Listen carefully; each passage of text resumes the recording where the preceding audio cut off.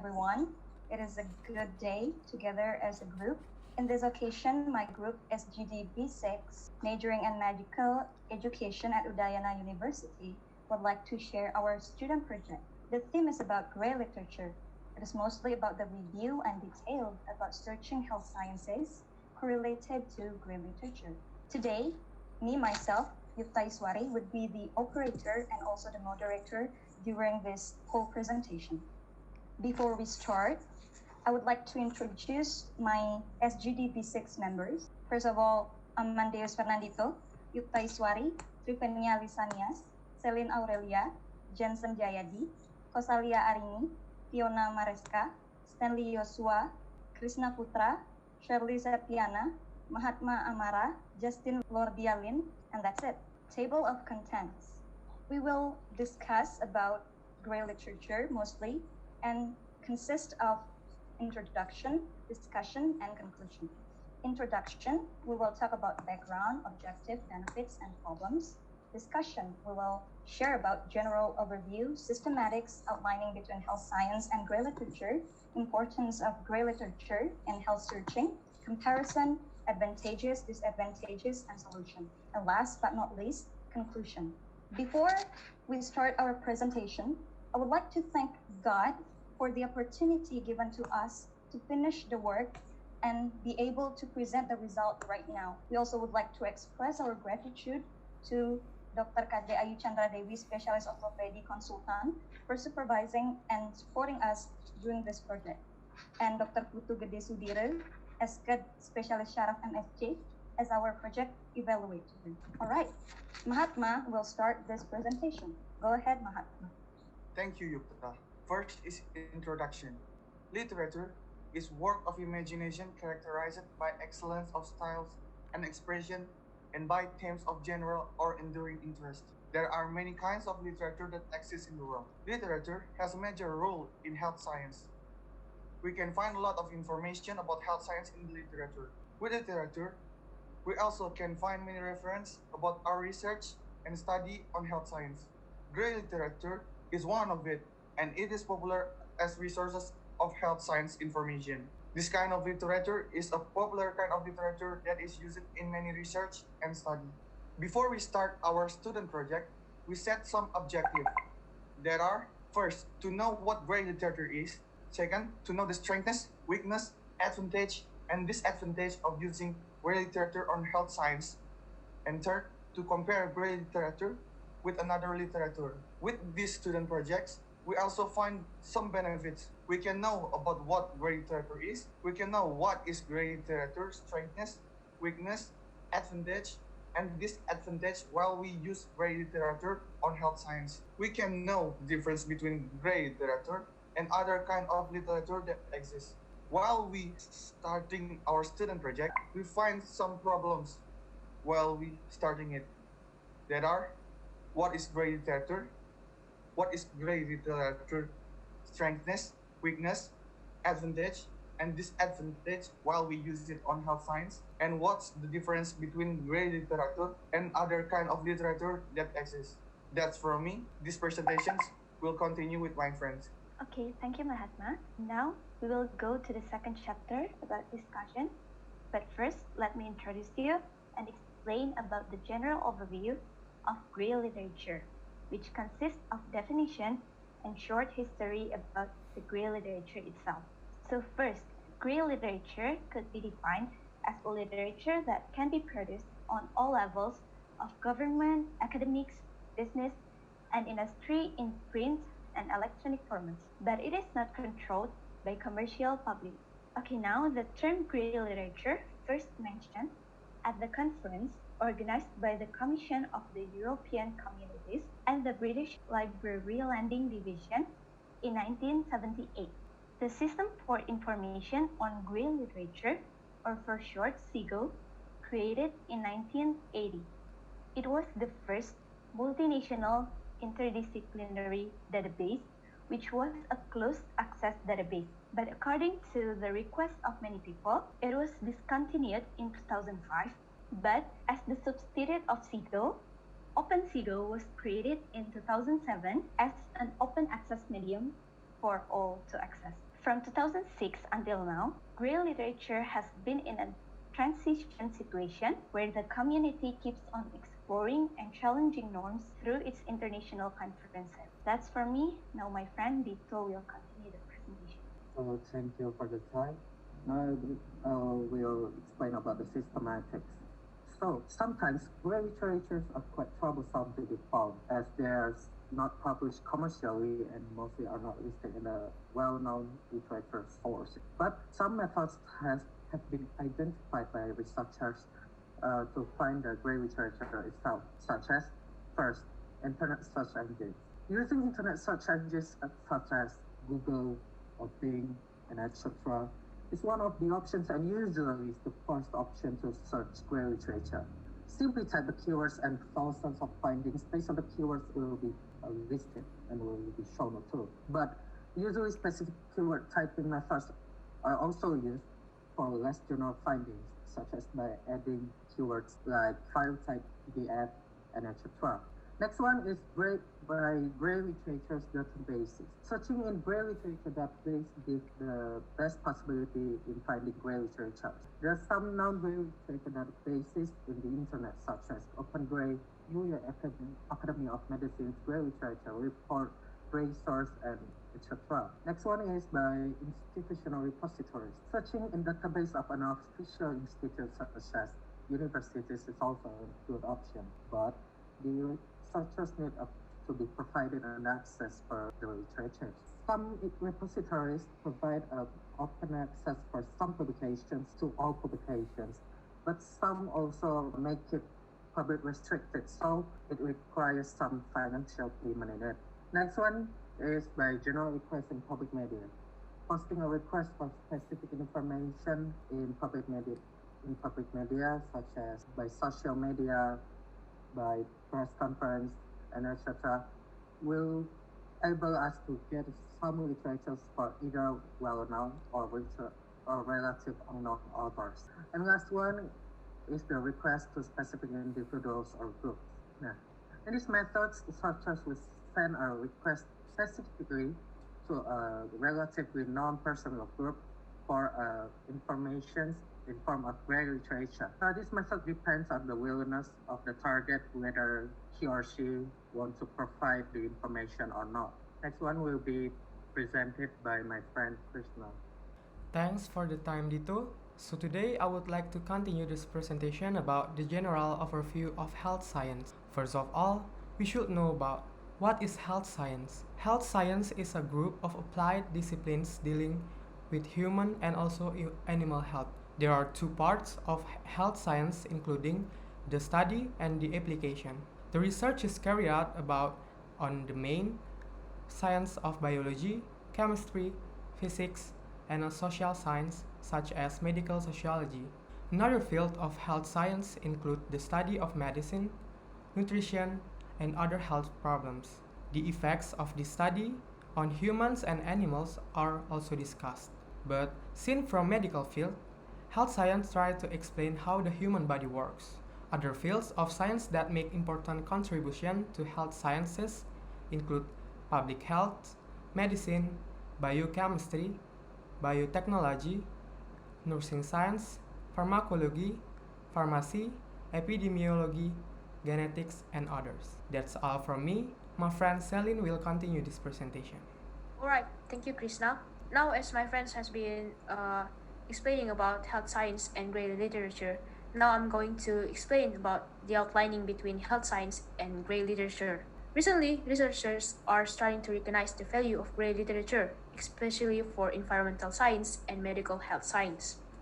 As every researchers are obligated to publish their own work as report, grey literature become useful resource of information for that, like systematic reviews and multidisciplinary research. When they publish their work, then they automatically become parts of the grey literature itself, as they also provide new information to public. With that, many fields of health science are improved thanks to grey literature, especially in the aspect of health system functions. And lastly, grey literature possesses roles in health promotion and information exchange of health science. Some of those roles are obtaining and disseminating health information, building informed public choice on health, implementing and using health research, helping to shift social attitudes, and lastly, mobilizing and organizing for health. The next slide will be presented by my friend Viona.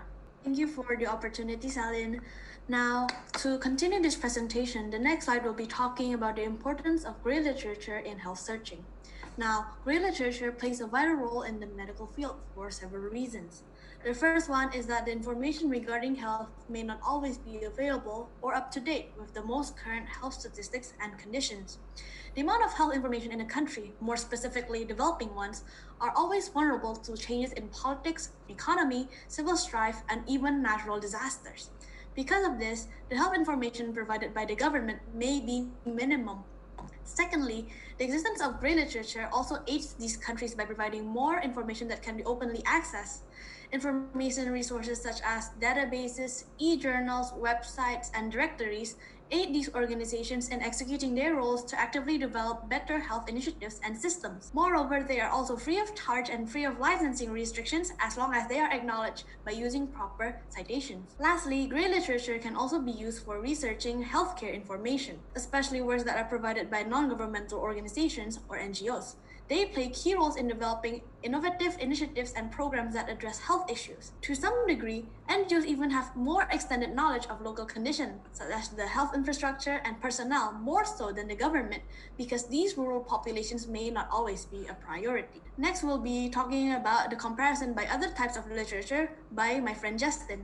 Next, we are comparing grey literature with other literatures. First, we are comparing grey literature with scholarly writing. The word grey in grey literature can be defined as a scientific or research-related conversation with experts of the research topic or between colleges. Grey literature is rather informal. The contrary, writing is developed based on the scientific methods or established qualitative methods that use evidence to develop conclusion. It uses other literature or previous literature to present theories and theses. Next, we are comparing grey literature with peer-reviewed literature. So peer-reviewed literature is a type of literature that passed the step of peer review. Compared to peer-reviewed literature, grey literature gives more information depending on the topic, because grey literature did not pass the step of peer review.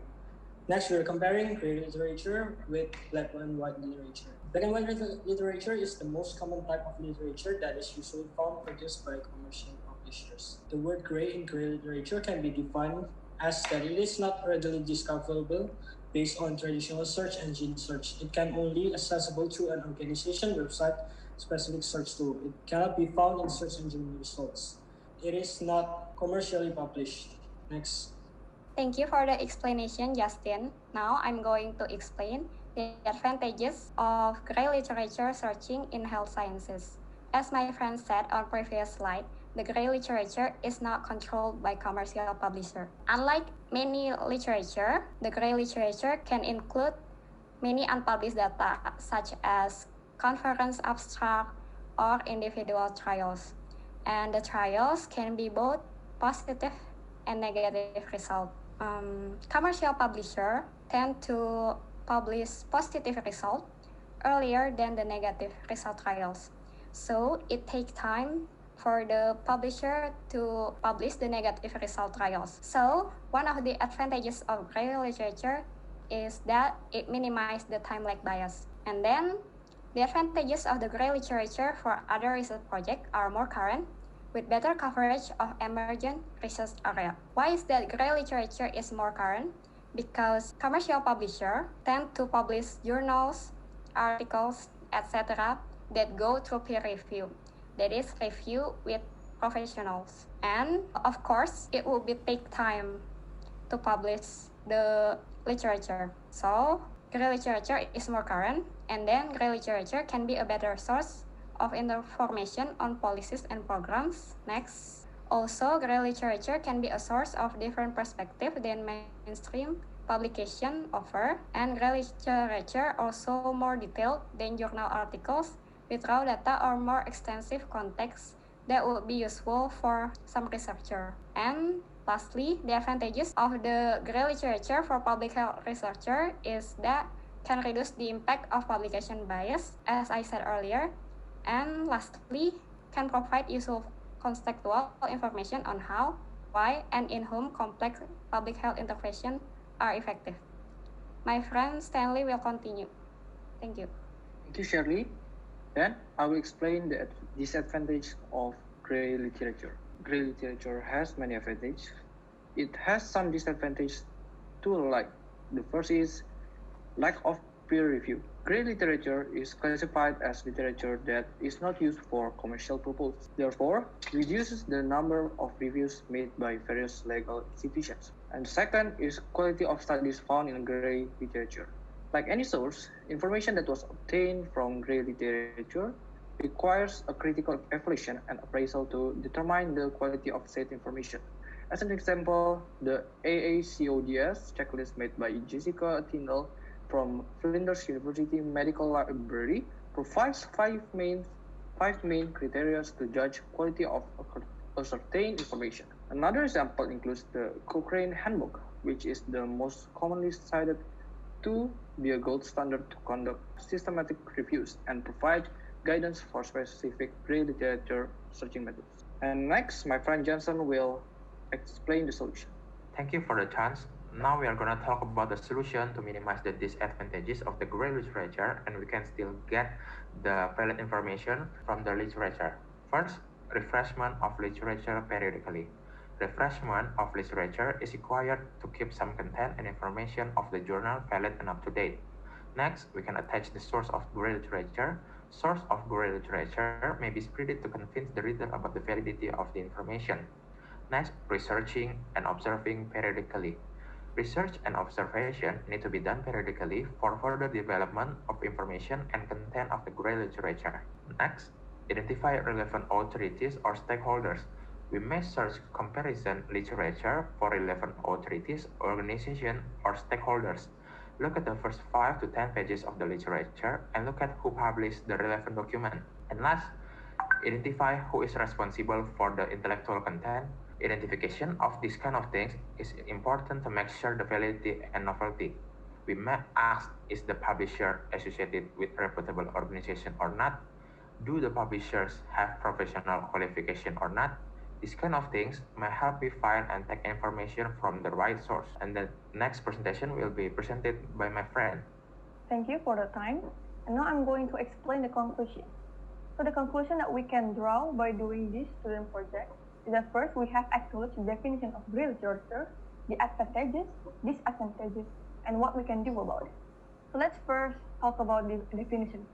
So grey literature is a term used to define literature that is not published by a commercial publisher, or in other words, it is not published under the permission of a legitimate publisher. As for the benefits of the grey literature itself, it has provided more options for those who are need to search up more data or references and providing up-to-date medical information such as news, blogs, or any institutional reports. However, there has been a contention about whether or not grey literature is actually a valid information for us to take the source. There are major concerns about grey literature, and that are the quality and the legitimacy to serve valid information, since it has not been reviewed by legal institutions. By this reason, we all have the responsibility to be able to conduct smart research by reviewing the source and the author of the information that we have gathered, in order to prevent and to avoid any misinformation and avoid any invalid data. And that's all I can say. Thank you. All right. These are the references that we used to make our student project. Well, I think that's all that we could share to you. I hope you can enjoy our presentation. Please forgive us if there are some deficiencies in our project, and we would like to say sorry if we did say imperfect words during this presentation.